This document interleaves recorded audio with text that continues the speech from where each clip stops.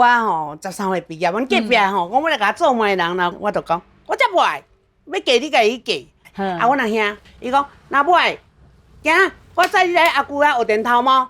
啊，若无你也无学功夫啊，人你谁要爱你？要嫁都要安怎嫁娶？我感觉伊讲这个话，嘛是看足远的哦。我说，因为他真钱，对啊因为这久的我才会来。就爱有一个工。开第一间的店吼，就是满平街。满平街就是讲婆婆的厝。哦。啊，伊嘛是伊出钱互我开的。是。嘿，啊，伫遐开9年。